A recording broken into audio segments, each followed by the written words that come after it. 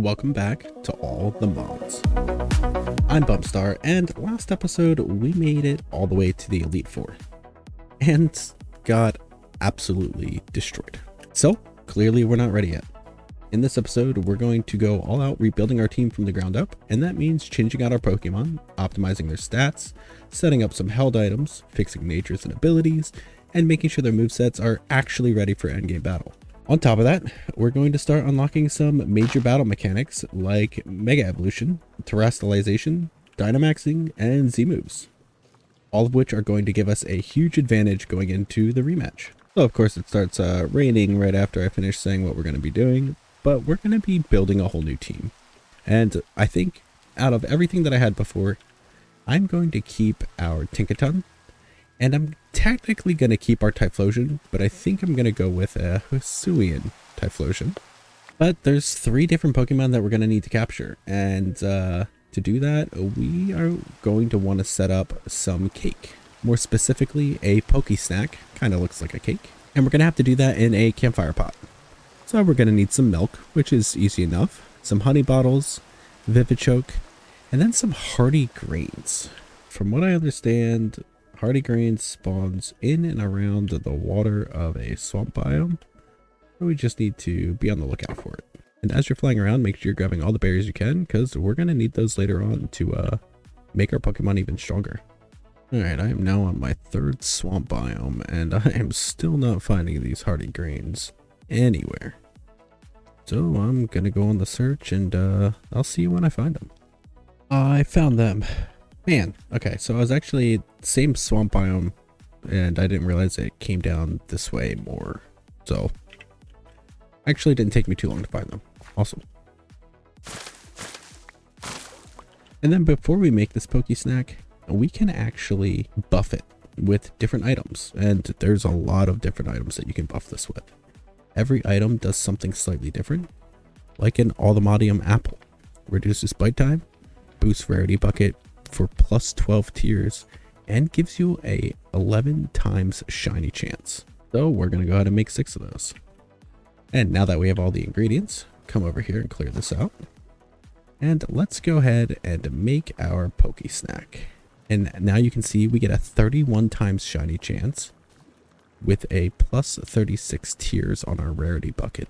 And the first Pokemon we're looking for is found in a ocean.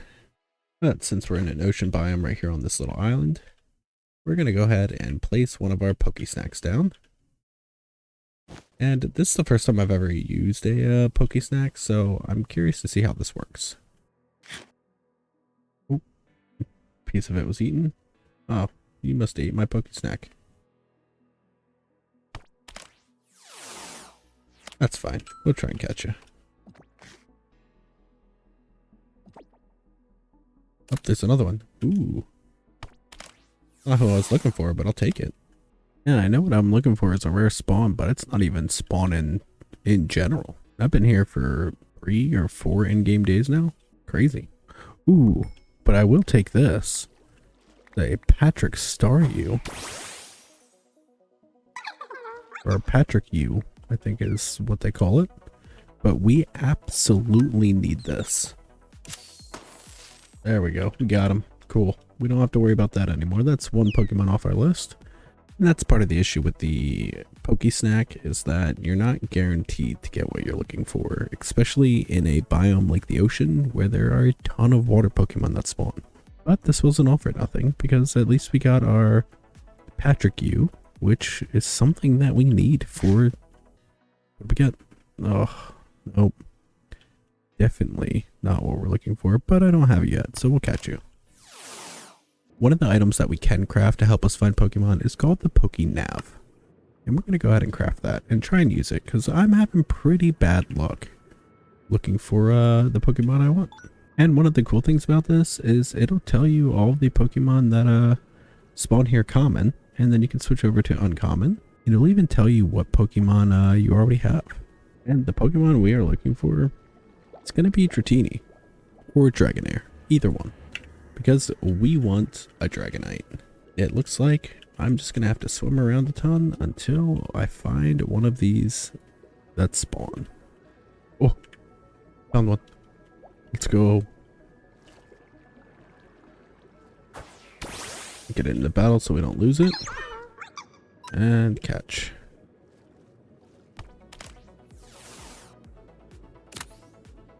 Perfect. Alright, so we found one of our Pokemon. So we either need to catch a Ditto or catch another Cyndaquil. And the other one is kind of has some special spawn conditions. So I'm going to go set that up now with our Angel Block. So now the Pokemon I'm looking for requires you to have some PCs down. And it has a chance to spawn supposedly within a few blocks from a PC. So I've gone ahead and started placing PCs here. And I'm going to place some more around right here with our other Pokesnack. And if we open our Pokenav, it gives us the chance to spawn some Porygons. And that's what we're looking for. So we're going to go ahead and place a few more PCs down just to fill this up, and then we just wait. And supposedly doing this in the sky above an ocean gives you the best chances to get Porygon. I don't know how true that's going to be. Holy crap, it worked. We've got a level 16 Porygon. So let's capture it. Easy peasy.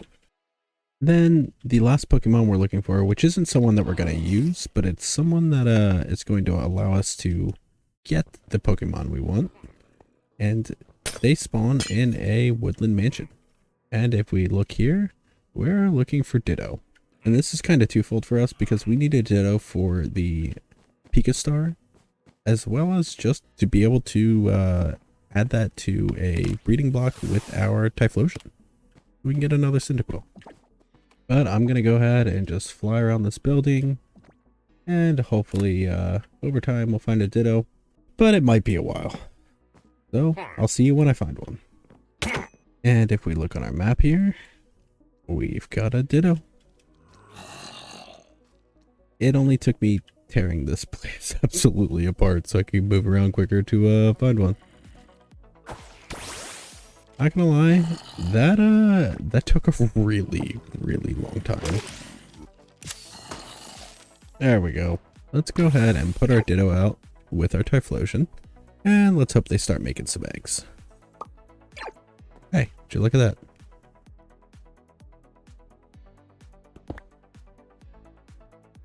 A Cyndaquil egg. So now we just need to wait 22 minutes for that to hatch, and we have our team.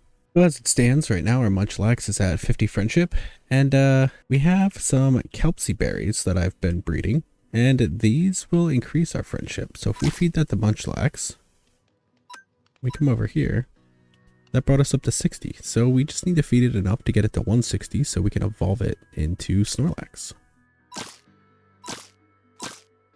One of the downfalls to it is it does lower your IVs a ton, but we're going to be boosting these later anyway. So for now, Munchlax, you're just going to have to hang outside of the party, and we're going to need to become friends. Luckily for Tandemaus, it's ready to evolve. So we're going to have Mousehold. And we got the 4 variant of it. Awesome. And for Dratini, we just need to start feeding you some rare candies. Go ahead and evolve you to Dragonair. Nice. And then let's evolve you to Dragonite. Hey, buddy. Dragonite is one of my favorite Pokemon. And then for Porygon, I think we need to hand you this item called Upgrade, and then give you a link cable. And that means that we can evolve you into Porygon 2. But we're not stopping there. Gonna hand you the Dubious Disc, give you another link cable, and now evolve you into Porygon Z. Awesome. Such a cool Pokemon. So now all we need to do is get your friendship up, and we need to wait for our egg to hatch. So one of the things that I did between episodes is I set up this berry farm, and it was extremely time consuming and kind of boring. So I figured between episodes off camera would be best. But essentially what we're doing is we are taking berries and we are mutating them. So a wiki berry and a bluck berry turns into a cornberry. I used my explorer's compass to look for the berry house, which is a Cobblemon structure. and you get a bunch of berries from those. I went to 2 different ones to get everything we needed, and then found some berries out in the wild as well. And then if you look at the berry recipes, over here you have berry mutation, and it tells you if you put a guava berry next to a wheat pear berry, you'd get a Rebuta berry. I think that's how you pronounce those. And I went ahead and did that for every berry that we're going to need, except for one. I have it set up here so that way we can start moving along, and I can show you exactly how I did this. So right now I have the Rost berry and the Persim berry right next to each other because we need the guava berry. So I'm going to use bone meal, and we're just going to go ahead and bone meal this over and over again until we get that guava berry. And then we'll place that guava berry down here next to our wheat pear berry. Then we get our Rebuta berry. We're going to put our Rebuta berry next to the Shucca berry, and that's going to get us this Hundu berry. And this is the last one we need. I did the rest of them. And there we go. We have our Hundu berry. Then instead of planting those berries over here, I went ahead and set them up over here in our hopper botany pots. And all we're missing is this Hundu berry here. And now we'll start getting that. This seems to be the fastest way to farm these. So that's just what I'm going to do for now.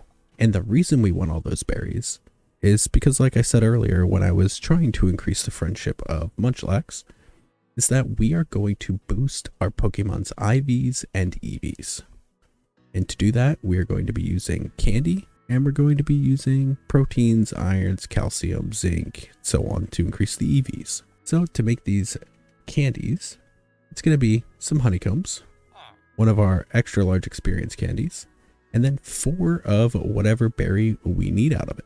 And I would strongly suggest setting up all of these in botany pots and then setting up a huge farm for it. Don't just sit with one botany pot because you're going to get a ton of them. I mean, if we look at our berry page, just from pretty much today, because once I set this up in between episodes, I stopped playing. So from recording today and getting all these Pokemon, I'm already at 162 Kelpsy, 172 Tomato. So once you have a ton of these berries going, it's probably smart to set up multiples just to make sure that you have plenty of them to increase the IVs and EVs of everything. Because to increase the EVs, we're going to need to make these in our brewing stand, which is with a potion, and we're going to need to make PP up for that. And to do that, we're going to need Vivichoke and Medicinal Brews. Medicinal Brews are just Medicinal Leak with mixed potions, all pretty simple to make. So let's go ahead and make some health candy and start buffing up the IVs of some of our Pokemon. Hey, one of our Cyndaquils spawned. So let's start giving some candies to our Dragonite.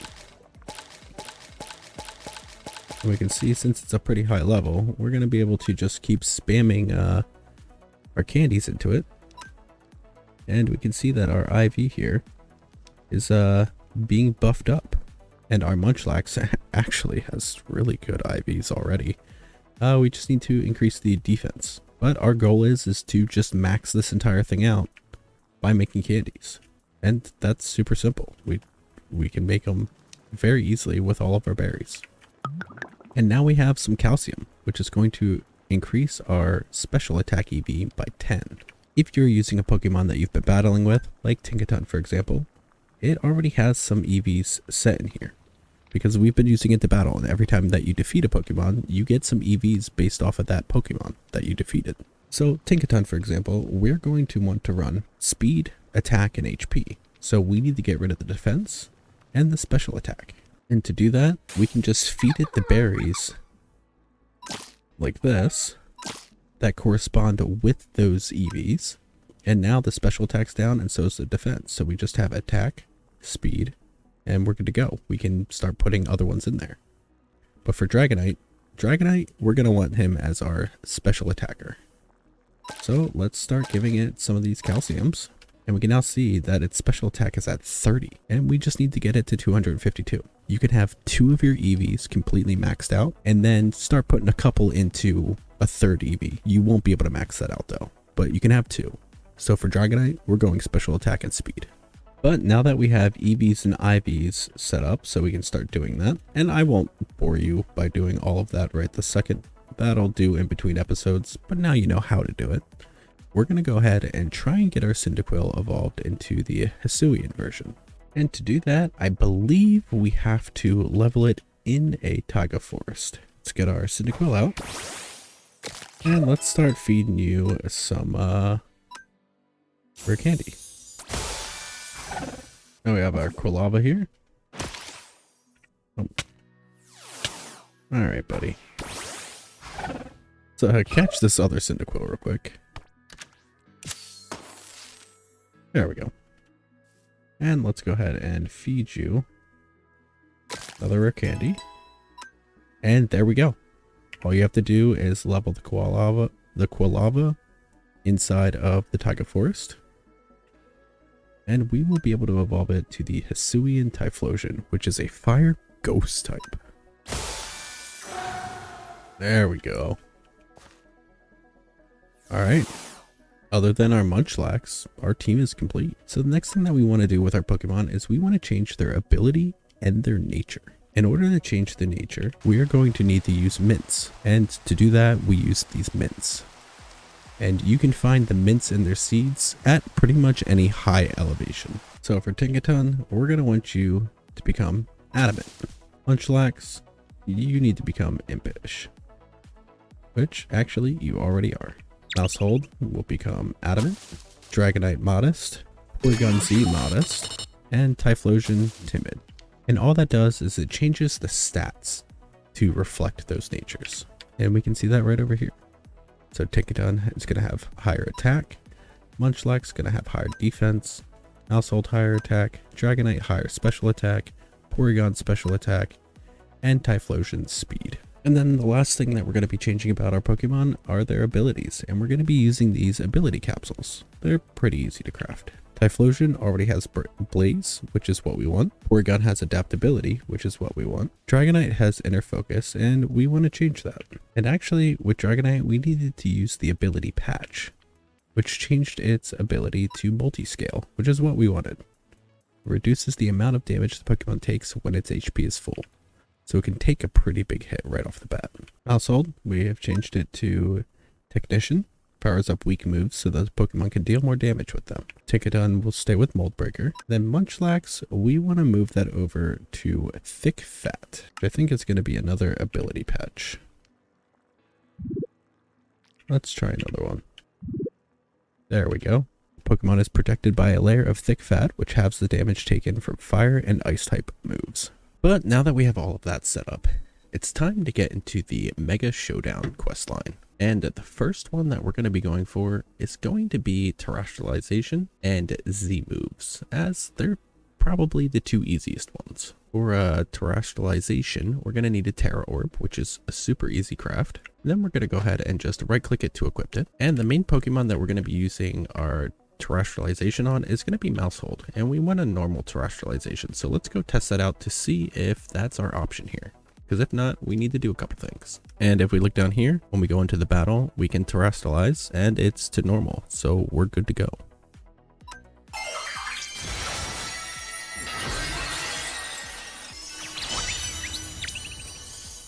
And obviously, well, it's a ghost type, so it's not going to do anything to it. And then we could use Stella Shards on our Mousehold here to change its Terastallization to a Stella type, which buffs every move instead of just a specific set or just a specific type, but you need 50 of these.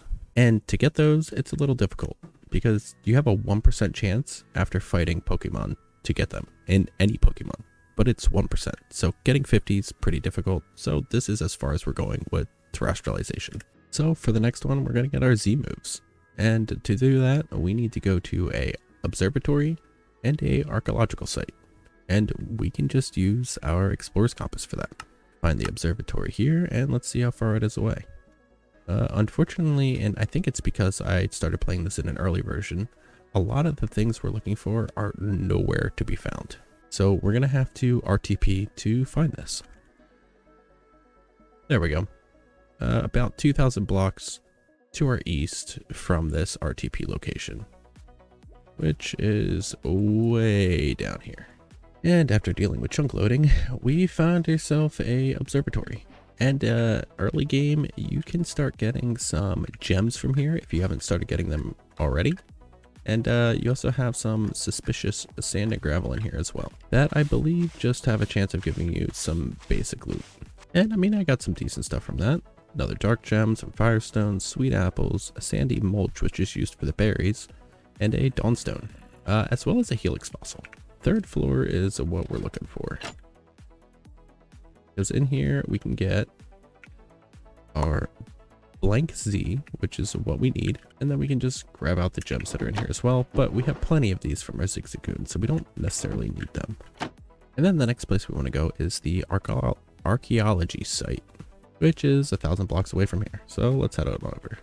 And here we're going to need to break out our brush, and we're looking for a light or a dark stone.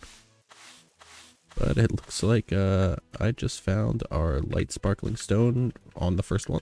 And next up, we need to find two different mega sites, the mega site and the megaroid. And here we are. Ooh, it's covered in spiders. Disgusting. But if we come inside here, you're gonna find a couple different stones in here. And then we have our mega metaroid block and our mega crystal. So let's break that. And we get our raw mega stone.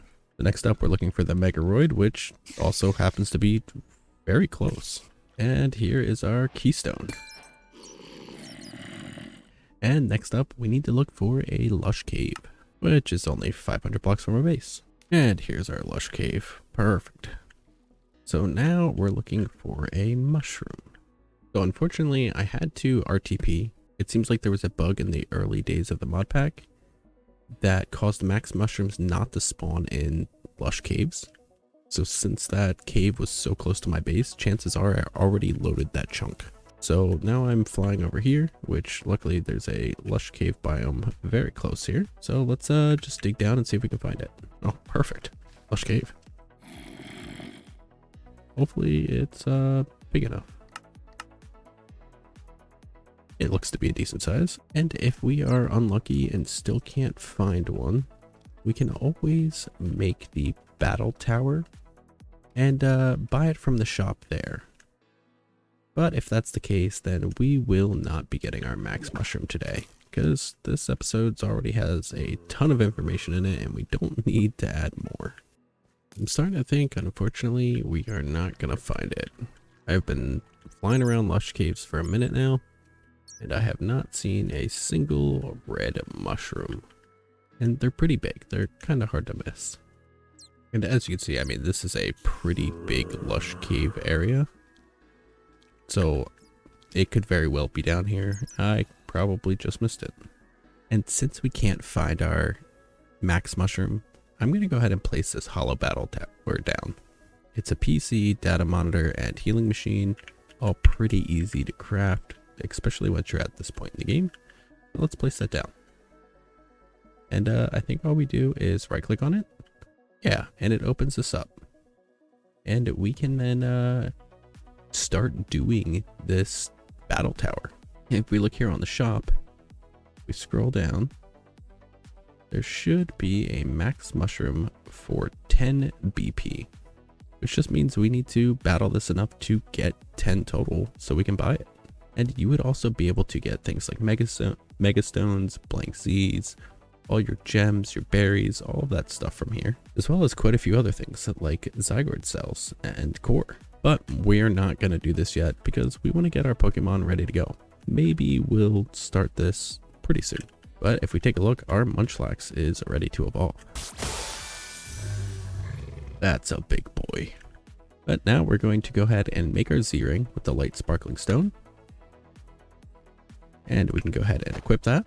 We're going to make our normal Z, which is just our blank Z with 4 normal gems. And we're going to give that to our Porygon. And then for our Dragonite, we are going to turn it into a Mega Dragonite. And for that, it's going to be Diamond, 2 Gold, and Elytra, which we got when we went to the end. And then we just need 4 more held items to boost the rest of our team. We're going to make some Wise Glasses, which we'll give to our Typhlosion. We're going to go ahead and make a Choice Band, and we'll give that to our Tinkaton. And for the choice band, that just means it's going to be locked into a single move. So if we want to use something different, we're going to have to swap it out and swap it back in. It's fine. And then we're going to make a loaded dice, which just means multi-strike abilities will be guaranteed to go at least 4 times. And we're going to give that to Mousehold. Then we're going to use our Mega Keystone to make a Mega Band and equip that. And then for our last item, we are going to want leftovers. And there's kind of 2 different ways that you could get this. We could take Snorlax and have it breed with our Ditto, and those eggs will have a chance to give us the leftovers. Another option is to take all of our gear off, grab some apples, and just start taking some fall damage, which means we're going to have to turn off our flight pylon. And the annoying part of this is we just are going to have to wait for all of our saturation to go down over and over again. Because every time that we eat an apple, we have a chance to get leftovers.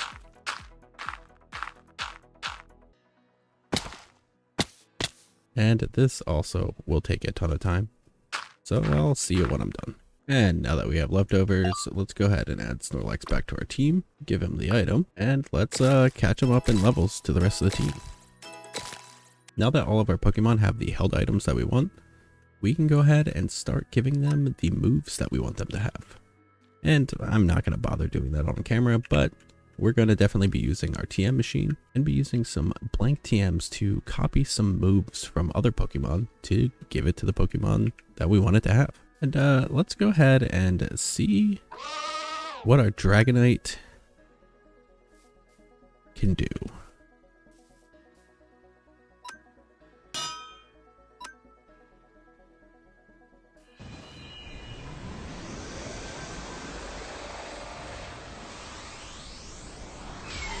Yeah, that's right. Mega Dragonite. Easy peasy. Hey look, Earthquake. We need that one. And before I forget, last episode we set up some fossils and I never grabbed them. So let's right click them with the Pokeball and we now have our fossil Pokemon in our PC. Yeah, look at that little guy. So that's going to be it for today's episode. We did a lot. And our team is looking pretty good. In between episodes, I will finish off giving out the mints and the EV changes to fully buff them up as much as possible. So that way going into the Elite Four, we will be able to absolutely decimate. Thank you so much for watching. If you enjoyed this episode, make sure to leave a like and subscribe if you're new. And I will see you in the next one. Later.